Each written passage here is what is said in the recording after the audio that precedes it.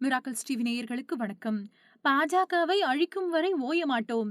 விளாசி தள்ளிய திண்டுக்கல் சீனிவாசன் அடுத்த என்ன சொன்னார் தெரியுமா? திமுகவை கண்டித்து நடைபெற்ற போராட்டத்தில் பேசிய முன்னாள் அமைச்சர் திண்டுக்கல் சீனிவாசன் தனது உரையில் திமுக மட்டுமின்றி பாஜகவையும் கடுமையாக விமர்சித்து பேசினார். திமுக அரசை கண்டித்து அதிமுக சார்பில் பல்வேறு இடங்களிலும் போராட்டம் நடைபெற்றது.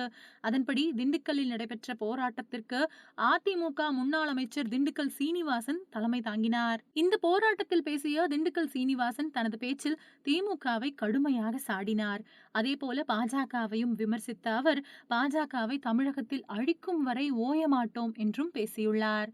அப்போது செய்தியாளர்களை சந்தித்த திண்டுக்கல் சீனிவாசனிடம் ஓபிஎஸ் மற்றும் பாஜகவின் ஆதரவால் தான் எடப்பாடி பழனிசாமியால் ஆட்சி செய்ய முடிந்ததாக ஓபிஎஸ் கூறியது குறித்து செய்தியாளர்கள் கேள்வி எழுப்பினர். அதற்கு பதிலளித்த திண்டுக்கல் சீனிவாசன், எடப்பாடி பழனிசாமி ஆதரவு இருந்தால் மட்டுமே பன்னீர்செல்வம் வேட்டி கட்டி வெளியில் வர முடிந்தது. ஆனால் இப்பொழுது தெய்வம் தந்த தண்டனையால் அவரால் அதிமுக வேட்டியை கூட கட்ட முடியாத சூழல் ஏற்பட்டுள்ளது. இதுதான் தெய்வம் தந்த தீர்ப்பு. ஓபிஎஸ் பேசுவதையெல்லாம் கணக்கிலேயே எடுத்துக்கொள்ள வேண்டாம். அதெல்லாம் ஒரு விஷயமே இல்லை. அந்த 4.5 ஆண்டுகளில் தமிழ்நாட்டில் நாங்கள் எப்படி ஆட்சி செய்தோம் என்பது அனைவருக்கும் தெரியும். எங்களுக்கு தேவையான மெஜாரிட்டி இருந்தால் மட்டுமே 4.5 ஆண்டுகள் ஆட்சி செய்ய முடிந்தது. ஓபிஎஸ் உட்பட யாருடைய ஆதரவிலும் நாங்கள் இல்லை. எங்கள் சொந்த கட்சியில் நாங்கள் நின்றோம். பெரும்பான்மைக்கு தேவையான எம்எல்ஏக்கள் அப்போது எடப்பாடி பக்கம் இருந்தனர். இப்போதும் அனைத்து எம்எல்ஏக்களும் எடப்பாடி பக்கமே உள்ளனர். கடந்த முறை நடந்த தேர்தலில் கூட நாங்கள் சொற்ப வாக்குகள் வித்தியாசத்திலேயே தோல்வி அடைந்தோம்.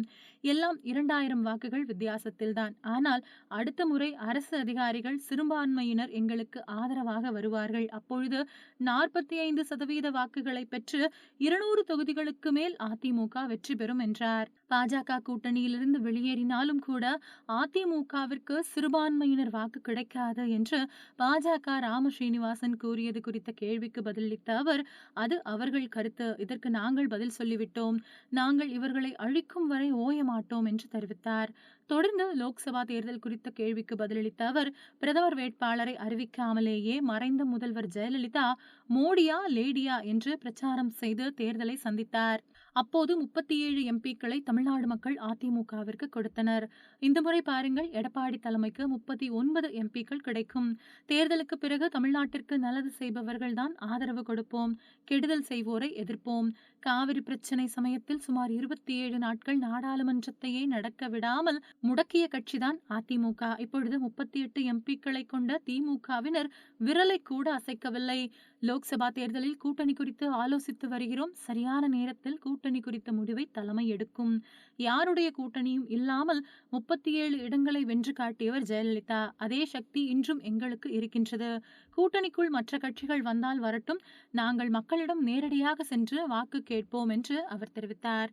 மீண்டும் அடுத்த செய்திகளில் சந்திக்கலாம். அதுவரை இணைந்திருங்கள். நன்றி, வணக்கம்.